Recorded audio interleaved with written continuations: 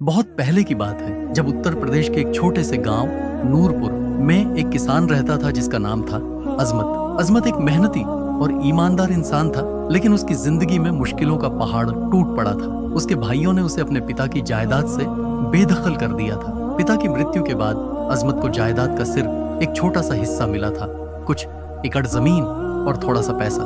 भाइयों के ताने और अपमान से तंग आकर अजमत ने फैसला किया कि वो अपने हिस्से की जमीन बेचकर गांव के एक सुनसान इलाके में नया घर खरीदेगा। नूरपुर के बाहरी छोर पर एक पुराना जर्जर मकान था जो बिक्री के लिए था। ये मकान इतना सस्ता था कि अजमत को शक हुआ। मकान के मालिक ने बताया कि ये इलाका शापित माना जाता है। गांव वाले कहते थे कि यहाँ अजीब अजीब सी मखलूकात का डेरा है, जिन्न, भूत या कुछ और। कोई भी यहाँ आने जाने की हिम्मत नहीं करता था, लेकिन अजमत को इन बातों पर यकीन नहीं था। वो एक नास्तिक नहीं था, लेकिन उसका मानना था कि मेहनत और हिम्मत से हर डर को हराया जा सकता है।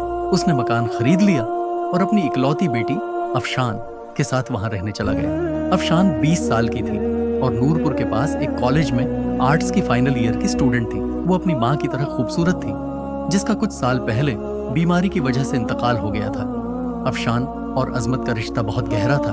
अजमत अपनी बेटी से बेहद मोहब्बत करता था और उसकी हर खुशी के लिए दिन रात मेहनत करता था। वो दिन में गांव के एक जमींदार करमदीन के खेतों में ठेके की नौकरी करता और रात को अक्सर वो कपड़े बेचने जाता जो अफशान सिलाई करती थी। अफशान की सिलाई इतनी उम्दा थी कि गांव की औरतें उसके बनाए सूट और दुपट्टे खरीदने दूर दूर से आती थी। इस तरह बाप बेटी की जिंदगी किसी तरह चल रही थी। नया मकान पुराना और टूटा फूटा था, लेकिन अजमत और अफशान ने मिलकर उसे घर बनाया। मकान के सामने एक छोटा सा आंगन था जिसमें एक विशाल पीपल का पेड़ खड़ा था। पीपल की टहनियां रात को हवा में ऐसे हिलती थीं जैसे कोई फुसफुसा रहा हो। गांव वालों ने अजमत को चेतावनी दी थी कि इस पेड़ के नीचे रात को नहीं जाना चाहिए, लेकिन अजमत ने इन बातों को हंसी में उड़ा दिया। ये सब ढकोसले हैं, उसने अफशान से कहा। हमारी मेहनत और अल्लाह की दुआ हमें हर मुसीबत से बचाएगी। एक दिन अफशान कॉलेज से घर लौट रही थी। सूरज ढल चुका था और आसमान पर नारंगी रंग की आभा फैली थी। वो मकान के पास पहुंची जहां पीपल का पेड़ खड़ा था। अचानक उसकी नजर एक लड़के पर पड़ी। वो लड़का लंबा, गोरा और बेहद खूबसूरत था। उसकी उम्र अफशान जितनी ही होगी। वो परेशान सा इधर उधर देख रहा था, जैसे कुछ ढूंढ रहा। उसकी आंखों में एक अजीब सी चमक थी जो अफशान को अपनी ओर खींच रही थी। तुम क्या ढूंढ रहे हो? अफशान ने हिम्मत करके पूछा। लड़के ने उसकी ओर देखा और धीमी आवाज में कहा, मैं अपनी माँ की दी हुई अंगूठी ढूंढ रहा हूँ। वो मेरी माँ की आखिरी निशानी है। अफशान को थोड़ा तरस आया। उसने जमीन पर नजर दौड़ाई और तभी उसे एक चमकती हुई चीज दिखी। उसने झुककर उसे उठाया। ये एक चांदी की अंगूठी थी जिसके बीच में एक नीला पत्थर जड़ा था। क्या ये वही है? उसने पूछा। लड़के का चेहरा खुशी से चमक उठा। हाँ, यही है। तुमने मेरा बहुत बड़ा एहसान किया, उसने अंगूठी लेते हुए कहा। मेरा नाम तलहा है। मैं अफशान, उसने मुस्कुराते हुए जवाब दिया। तुम यहाँ कहाँ रहती हो? तलहा ने पूछा।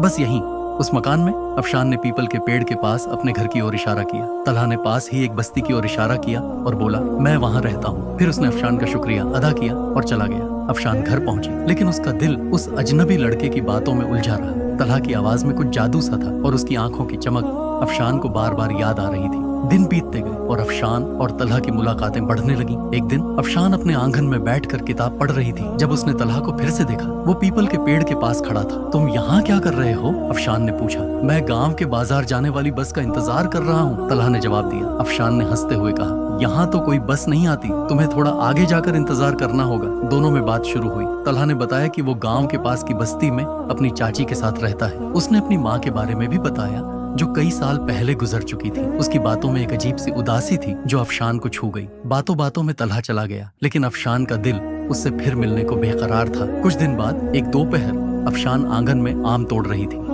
तभी उसे फिर से एक आवाज सुनाई दी। वो पीपल के पेड़ की ओर गई जहाँ तलहा खड़ा था। उसका चेहरा थोड़ा पीला था। क्या हुआ, तुम ठीक हो? अफशान ने चिंता से पूछा। मेरे घर पर कोई नहीं है और मुझे बहुत भूख लगी है, क्या मुझे कुछ खाना मिल सकता है? तलहा ने धीरे से कहा। अफशान को उस पर तरस आया। उसने घर से दाल, सब्जी और रोटी ला कर दी। तलहा ने खाना खाया और फिर बोला, कुछ मीठा हो तो दे दो।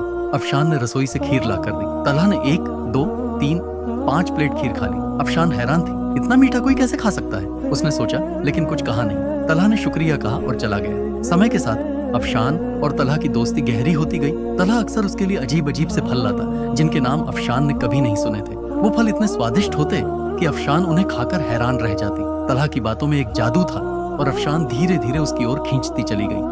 अजमत को पता चला कि अफशान किसी लड़के से मिलती है। गांव वालों ने उसे तलहा के बारे में बताया और कुछ ने तो ये भी कहा कि वो लड़का ठीक नहीं लगता।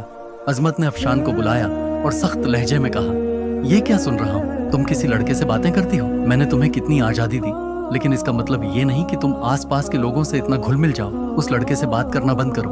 अफशान ने अपने अब्बू की बात को अनसुना कर दिया।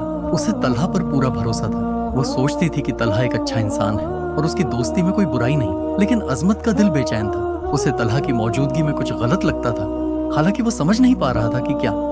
नूरपुर का सूरज उस दिन कुछ जल्दी ढल गया था। आसमान पर काले बादल छा रहे थे और हवा में एक अजीब सी सिहरन थी। अफशान अपने यूनिवर्सिटी के आखिरी इम्तिहान देने के लिए कॉलेज जा रही थी। उसने अपने कंधे पर बैग टांगा और गांव के पक्के रास्ते से होते हुए जंगल की पगडंडी की ओर बढ़ी। ये रास्ता कॉलेज का शॉर्टकट था, लेकिन गांव वाले इसे दिन ढलने के बाद इस्तेमाल करने से बचते थे। अफशान को जल्दी थी और उसे लगा कि वो कॉलेज समय पर पहुंच जाएगी। वो अभी जंगल के बीच में थी जब उसे कुछ कदमों की आहट सुनाई दी। उसने पीछे मुड़कर देखा, लेकिन कोई नहीं था। उसका दिल तेजी से धड़कने लगा। उसने कदम तेज किए, लेकिन तभी 3 आदमी झाड़ियों से निकलकर उसके सामने आ गए। उनके चेहरों पर कपड़े बंधे थे और उनके हाथों में चाकू और लाठियां थीं। बैग दे दे, नहीं तो, एक ने धमकी भरे लहजे में कहा। अफशान की चीख गले में अटक गई। उसने बैग को सीने से लगाया और पीछे हटने की कोशिश की, लेकिन वो उसे घेर चुके थे। कोई नहीं आएगा यहाँ, दूसरा डाकू हंसते हुए बोला। अफशान ने मदद के लिए चिल्लाने की कोशिश की, लेकिन उसकी आवाज जंगल के सन्नाटे में दब गई। तभी अचानक हवा में एक ठंडी सिहरन फैली। पेड़ों की पत्तियां तेजी से हिलने लगी, जैसे कोई तूफान आ रहा हो। कौन है वहां? एक डाकू ने घबराते हुए इधर उधर देखा। अफशान ने भी नजर उठाई और उसे वो दिखा, तलहा।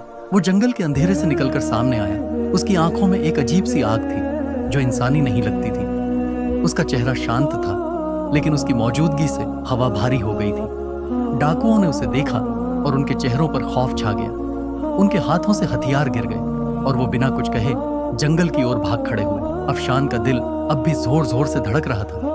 उसने तलहा की ओर देखा, जो अब उसके पास खड़ा था।